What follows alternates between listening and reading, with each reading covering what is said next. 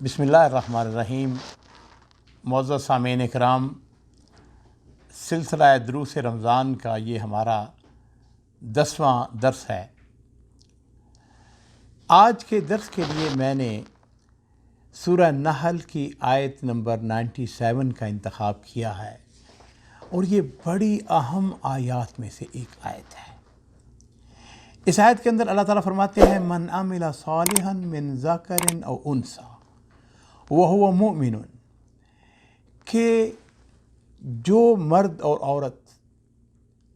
کوئی نیک کام کرتا ہے، عمل صالح کرتا ہے، وہو مومن، اس کی شرط کیا ہے کہ وہ مومن ہو، فَلَنُحْيِيَنَّهُ حَيَاةً طَيِّبَةً، تو ہم اس کو پاکیزہ زندگی بسر کرائیں گے۔ مجھے یاد ہے کہ میں ایک دفعہ قرآن پاک کی تلاوت کر رہا تھا، تو جب اس آیت پر پہنچا تو میں نے جب یہ آیت پڑھی تو میں نے کہا اوئی عبد المالک، اس کا اطلاق تو تم خود ہو، کہ بلا شبہ جو مجھے زندگی میسر ہے یا جس طریقے سے میں زندگی گزار رہا ہوں، جتنی عمدہ زندگی گزار رہا ہوں، اور پھر میرے عزیزوں میں نے فَلَنُحْيِيَنَّهُ حَيَاةً طَيِّبَةً، پاکیزہ زندگی کا مفہوم میں نے سمجھنا چاہا۔ جب میں نے تفسیروں کو دیکھا تو اس کا مفہوم یہ بیان کیا گیا کہ سعادت والی زندگی،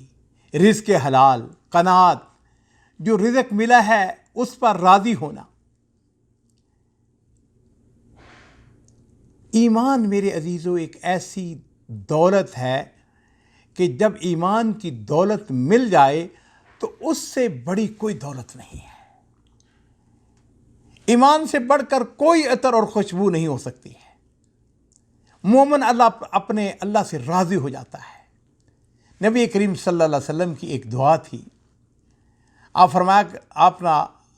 کا فرمان ہے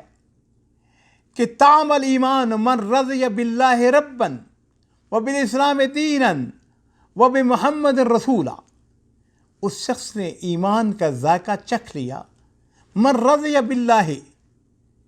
رباً، کہ جو اپنے اللہ پر راضی ہوگا کہ وہ اس کا رب ہے، وبالاسلام دینا، اور اس نے اسلام کو بطور دین اس پر راضی ہو گیا، وبمحمد رسولا، اور محمد رسول اللہ صلی اللہ علیہ وسلم کو اپنا رسول، اپنا نبی، اپنا ہادی، اپنا مرشد، اپنا قائد مان لیا، تو یاد رکھو اس نے ایمان کی حلاوت کو چکھ لیا۔ یاد رکھو کہ جب انسان کے دل میں ایمان راسخ ہو جائے تو پھر اسے ہر حال میں راحت اور سعادت ملتی ہے۔ امام ابن تیمیہ رحمہ اللہ، ان کا ایک قول ہے، وہ کہتے ہیں کہ ان فی الدنیا جنت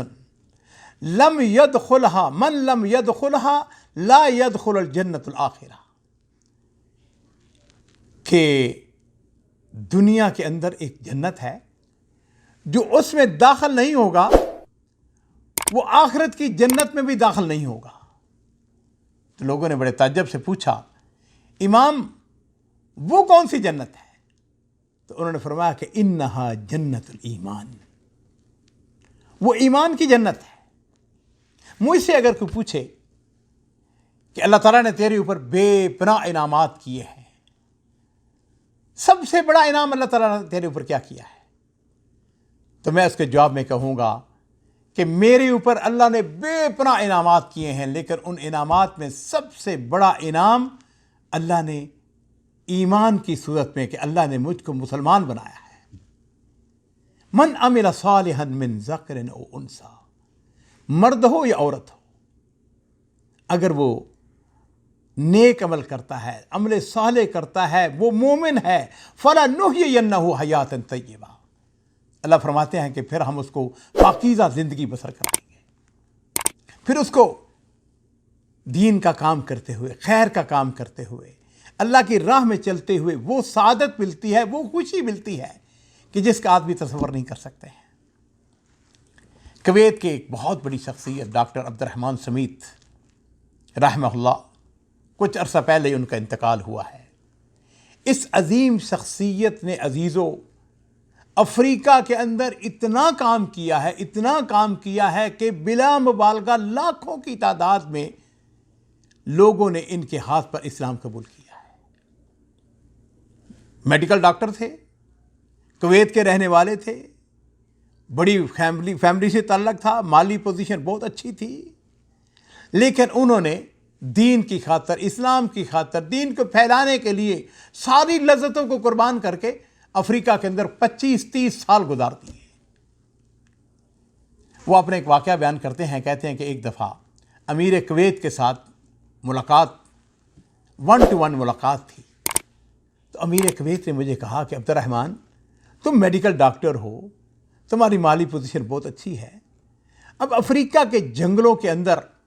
تمہیں کتنی دفعہ قتل کرنے کی کوشش کی گئی، اغوا کرنے کی کوشش کی، وہاں پر بے شمار مسائل ہیں، وہاں پہ بجلی نہیں ہے، پینے کے لیے صاف پانی نہیں ہے، وہاں پہ مچھر ہے، مکھیاں ہیں، بے شمار چیزیں ہیں، تم واپس کیوں نہیں آ جاتے اپنے ملک کے اندر؟ تمہاری عزت ہے، احترام ہے۔ تو عبد الرحمن سمیت کہتے ہیں کہ میں نے امیر کویت کو جو جواب دیا، میں نے عرض کیا کہ امیر، جس کو ہم اپنی زبان میں کہتے ہیں کہ جان کی امان پاؤں، کہنے لگے کہ اگر میں ذرا آپ کی عزت اور مقام سے ذرا کم ہو کے اگر بات کروں، اس کی مجھے اجازت ہے؟ انہوں نے کہا ٹھیک ہے۔ کہنے لگے اللہ کی قسم، جو مجھ کو لذت ملتی ہے، جو مجھ کو چین ملتا ہے، سکون ملتا ہے، اگر آپ کو پتہ چل جائے تو کل ہی آپ کویت کی یہ جو عمارت ہے اس سے نیچے اتر کے آپ میرے ساتھ افریقہ چلے جائیں اور وہاں پر جا کے لوگوں کو دعوت و تبلیغ کا کام کریں۔